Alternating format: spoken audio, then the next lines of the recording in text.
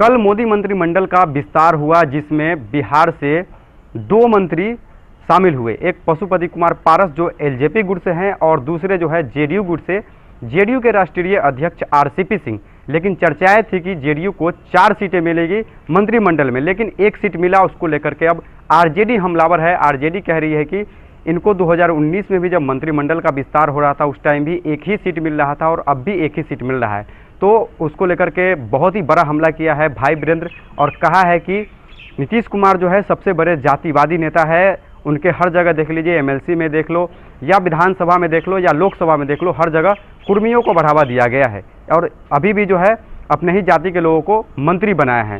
तो इसको लेकर के आरजेडी लगातार पहले भी हमलावर थी, अब भी हमलावर है और साथ में ये भी कहा है कि आरजेडी में बहुत ही नाराजगी है। कई नेता जो है आगे आने वाले दिनों में जेडीयू से निकल करके दूसरे दल में जा सकते हैं। इससे पहले भी चिराग पासवान लगातार ये बात कहते आ रहे हैं, अब आरजेडी भी इस बातों को दोहरा रही है। क्या कुछ कह रहे हैं आरजेडी के प्रवक्ता भाई वीरेंद्र, पहले आप सुने। जेडीयू को 4 हिस्सेदारी मिलेगी, लेकिन मिला सिर्फ 1। तो मिलना ही था। आजकल माननीय मुख्यमंत्री जी पिछलग्गू हो गए हैं। जब हमारे नेता आदरणीय लालू प्रसाद यादव के साथ गठबंधन किए थे, महागठबंधन में थे, तो आदरणीय लालू प्रसाद यादव के प्रभाव से, आरजेडी के प्रभाव से 71 सीट पर चुनाव जीते थे।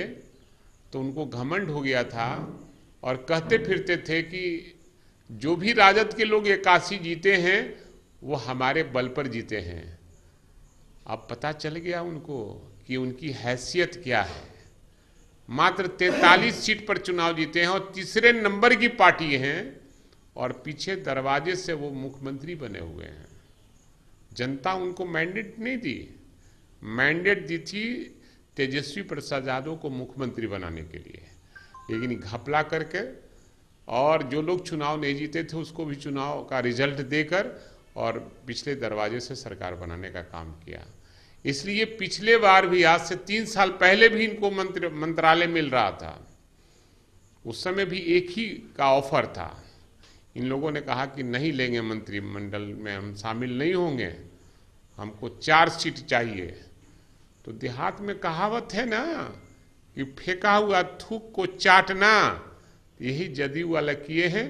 अपने थूक को फेंका है और फिर अपने चाटने का काम किया है, इसलिए एक ही पर मानने का काम किया है। सभी नेताओं ने आरसीपी सिंह को बधाई दे दी है। मुख्यमंत्री दूसरे बात को लेकर के ट्वीट करते हैं, लेकिन आरसीपी सिंह को बधाई नहीं दी। अरे हमको पता है कि फ़ोन से बधाई दे चुके हैं, भले ट्विटर पर शामिल नहीं हुए और बयान आप लोग को नहीं दिए। वो अगर चुनना हुआ, एक मंत्री को बनाना हुआ तो अपनी जाति के लोगों को उन्होंने बनाया। उनकी पार्टी केवल एक जाति की विशेष की पार्टी है।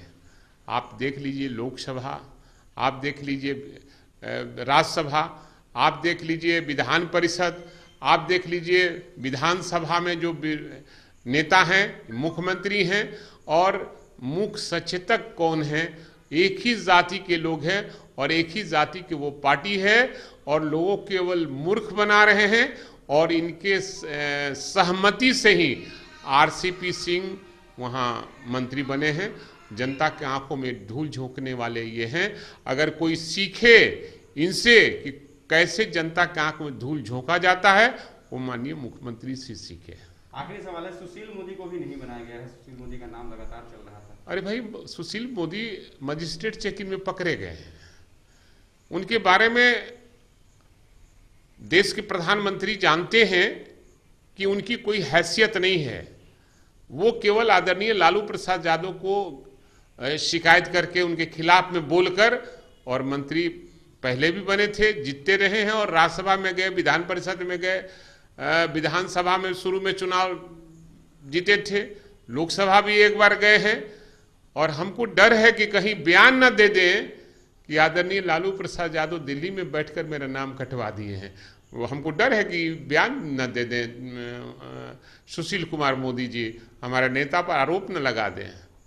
ये अभी तक नहीं आरोप लगाए। आश्चर्य हो रहा है बिहार के लोगों को कि सुशील कुमार मोदी इसमें कोई हाथ नहीं, हस्तक्षेप नहीं किए कि इसमें लालू यादव का हाथ है। सर, चिराग पासवान ने एफआईआर हाई कोर्ट में अपील की है। पशुपति ये कोर्ट का मामला है, ये उनके पार्टी का मामला है और कुछ पूछिएगा तो मैं बोलूँगा। ललन सिंह का नाम सामने आ रहा था मंत्रिमंडल विस्तार में, लेकिन माना जा रहा है कि ललन सिंह को मंत्री पद नहीं दिया गया केंद्रीय मंत्रिमंडल विस्तार में, तो पार्टी में टूट हो सकती है जदयू की पार्टी में। नहीं, सबसे बड़ी चीज़ है कि माननीय मुख्यमंत्री के सामने एक नाम का आया, इन्होंने राय दिया कि आरसीपी को बनाइए, अपने जाति के लोगों को उन्होंने मंत्री बनाया, और अति पिछड़ा जो लोग हैं और जो उनके साथ कंधे से कंधे मिलाकर चल रहे थे, उनको भी दरकिनार माननीय मुख्यमंत्री जी ने करने का काम किया। इसलिए मैं उनसे कहूँगा कि अगर थोड़ा भी उन लोगों में है सामर्थ्य तो इस दल को नेस्तनाबूद कर दें, तब पता चलेगा इनको कि इनकी क्या हैसियत। तो जदयू में टूट की खबरों से क्या आप इत्तेफाक रखते हैं? ललन सिंह नाराज हो चुके हैं, कहीं ना कहीं मैं पहले भी कह चुका हूं, मंत्रिमंडल गठन से पहले ही मैंने कहा कि जदयू में तूफान आने वाला है और वो थमने का नाम नहीं ले रहा है। आने वाले दिनों में तूफान होगा, सरकार जाएगी। पासवान ने भी कहा यही बात। ये तो मैं बहुत पहले से कहते आ रहा हूँ। तो सुना आपने भाई वीरेंद्र की बातों को, जो कह रहे हैं कि ललन सिंह जो है जेडीयू के कद्दावर नेता थे, उनका नाम लगातार चल रहा था लेकिन उनको नहीं बनाया गया है। नीतीश कुमार जो है सिर्फ अपने जाति की देखते हैं, इसीलिए जो है ललन सिंह का जो नाम है उसको पीछे कर दिया है। नीतीश कुमार सब जानते हैं, वो फ़ोन करके आरसीपी सिंह को बधाई भी दे चुके हैं ट्विटर के माध्यम से, भले वो बधाई नहीं दिए हो, और जातिवादी का आरोप लगाया है। चिराग पासवान को लेकर के भी कहा है कि उनके पार्टी का मामला है, लेकिन हम पहले भी कहते आ रहे हैं कि जेडीयू में सब कुछ ठीक नहीं है। अब मंत्रिमंडल का विस्तार हो गया है, देखना होगा कि कितनी जल्द उनके पार्टी में टूट होती है, ये तो आने वाला वक्त ही बताएगा। तो आप ऐसी खबरों के लिए बने रहे हमारे साथ, तब तक के लिए धन्यवाद।